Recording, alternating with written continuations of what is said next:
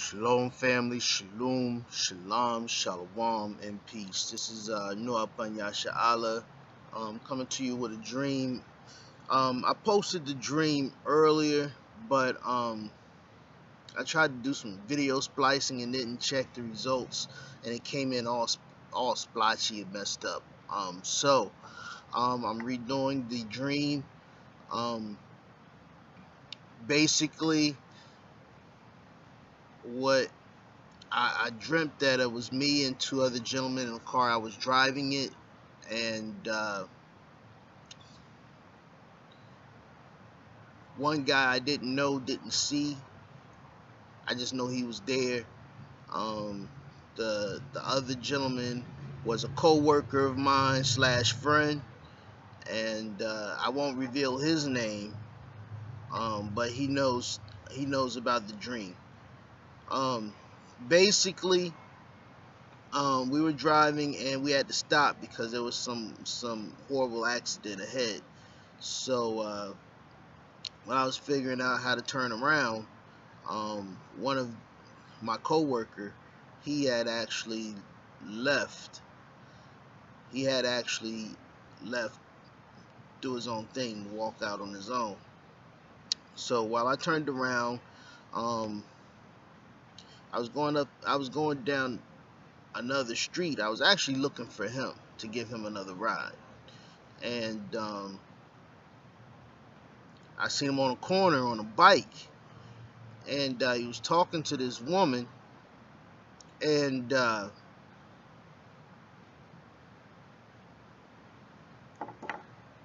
it was a white woman, and I stopped to talk to him, and the place turned into a gym.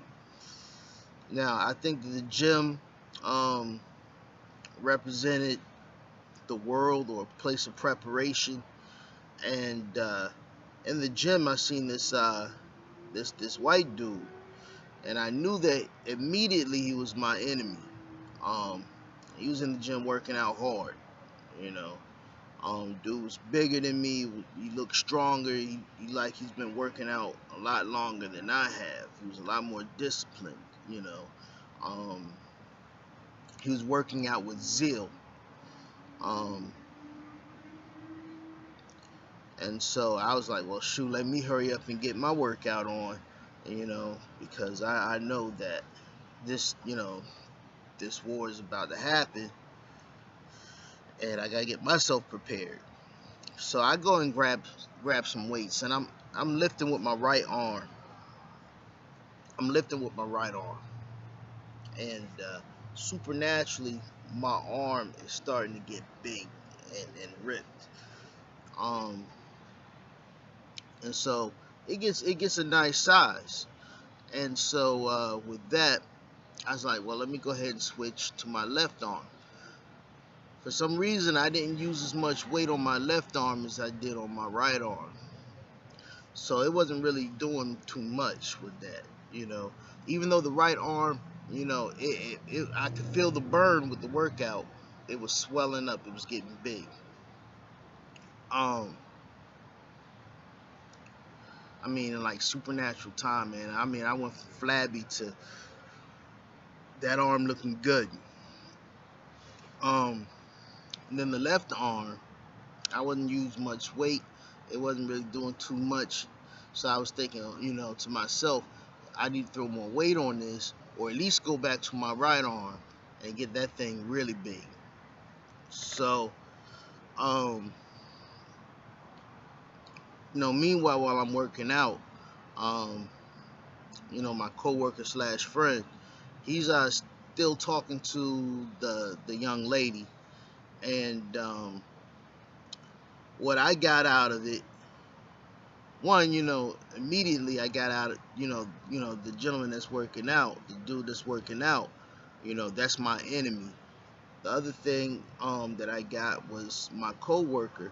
He's in my corner, but he was distracted, so he wasn't preparing. And I think that the white woman that he was talking to isn't specifically a white woman, but so much this lifestyle. or the cares of this world, was distracting him from really, getting himself prepared.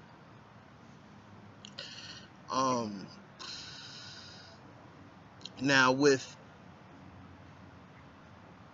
that, I saw that both of us were working our arms, and with arms, to me, it's always been symbolic of, even in scripture, it's symbolic with might, you know, um, and I believe it's in this case, military might. You'll see that throughout scripture, and as a matter of fact, let's see if I can pull a scripture out to show you.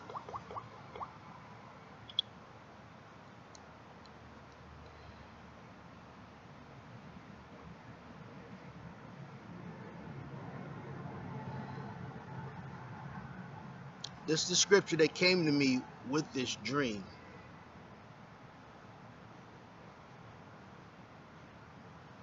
And it's Psalms 10:14 through 18. Thou hast seen it, for thou beholdest mischief and spite. This is Psalms chapter 10, verse 14 through 18. Thou hast seen it, for thou beholdest mischief and spite, to requite it with thy hand. The poor committeth himself unto thee. Thou art the helper of the fatherless. Break thou the arm of the wicked and the evil man. Seek out his wickedness till thou find none. The Lord is king forever and ever. The heathen are perished out of his land. Lord, thou hast heard the desire of the humble. Thou wilt prepare their heart. Thou wilt cause thine ear to hear, to judge the fatherless, the oppressed, that the man of the earth may no more oppress. That's the scripture that jumped out at me with this dream. So, anyways, hand is usually symbolic of works, and whether you're dealing with your left hand or your right hand, it's determining whether you're dealing with a righteous work or an unrighteous works. So it struck me that my right arm was getting stronger, where I wasn't really getting any real work with my left arm. Well, anyways, I ended up almost getting into a confrontation in that gym, and it was another white man. He wasn't as strong as the gentleman that I suspect was still working out and preparing. But he pretty much started a confrontation with me, and I wasn't having it. So we were face to face. It was basically a standoff, and I think that the only reason why it didn't come to violence was because he knew and I knew that if violence was to ensue, he would be at the losing end of that exchange. So, I gotta tell people, I can't stress to people enough, get yourself prepared. I'm not, anybody that knows me know that, know my stance on these certain things. I'm very race conscious. I'm conscious about our nation. But at the same time, at the end of the day, we're all creators. We're all created by the Most High. We all come from our first father, Adam. So if you love the Father in heaven, you love Christ, our King, and you love the Most High's people, and you live righteously, then you're kin to me. I don't care what people say. I don't have a heaven or hell, neither do they. So I gotta go with what I see in scripture. But that doesn't mean that you put your head in sand and you let people do wickedly unto you. Because if you do, not only are they going to do it, but you're going to be judged.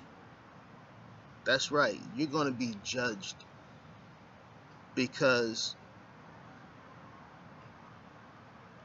our job is to defend the weak. That's a twofold commandment. A lot of people don't know that. That's a twofold commandment. Defend the weak.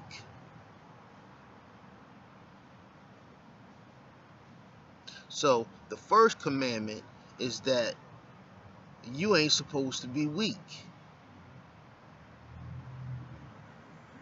Alright? The second commandment is that you defend those that are. Now, I love my people. I love righteous people. I won't stand idly by and let any kind of genocide take place. I cannot. I can't stand before the Father come day of judgment and when he asked me that question, did you defend the weak? I can't tell him no, I was waiting on you. If we have the indwelling Most High in us, the indwelling Ruach, he's inside of you. The kingdom of heaven is within you.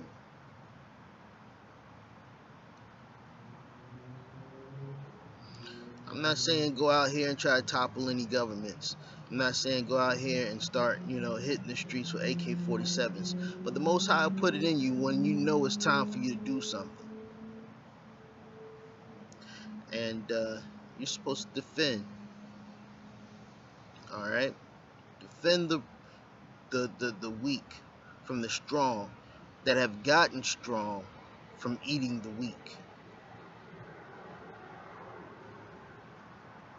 And that's period. And we got to prepare for that.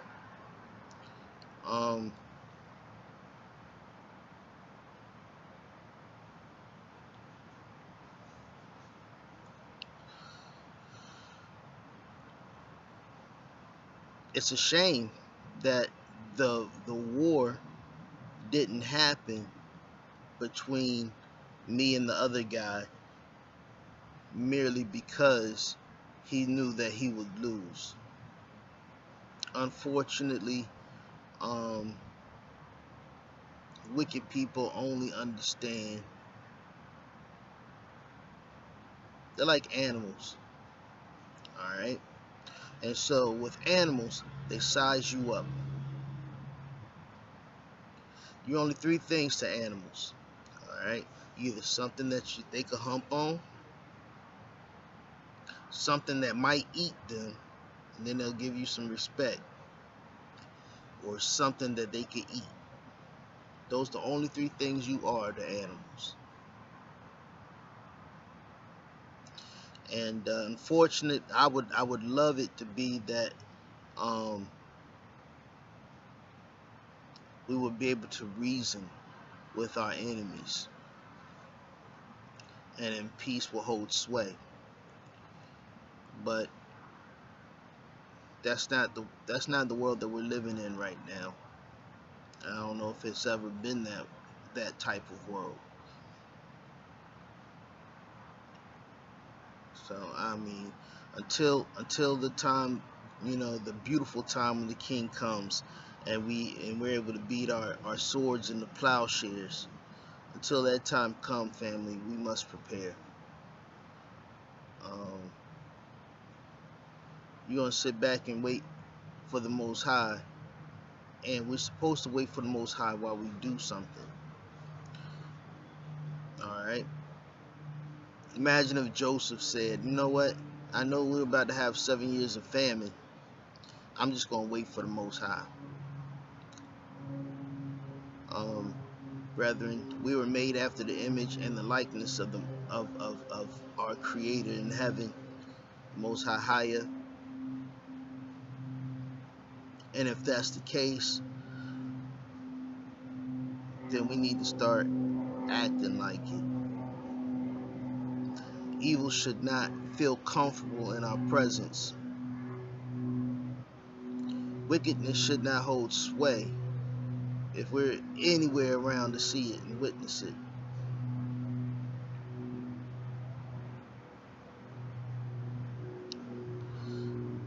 I tell brothers this all the time. If you see a little girl get dragged into an alley to get raped, you think the Most High is going to be pleased with you walking past that alley and saying, you know what, Father, please protect it, and you pray as you walk past that alley? You think the Most High is going to be pleased with that? Well, the earth in general, and your people in particular, is that little girl.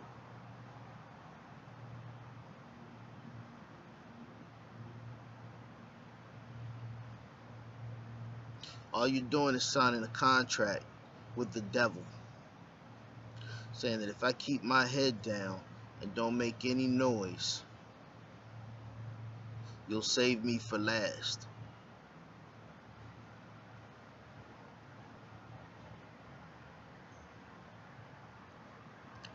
Alright, with that being said, family, that's it. Again, you ain't gotta go to war, because the war is gonna go to you. Just prepare. Alright, I love you all.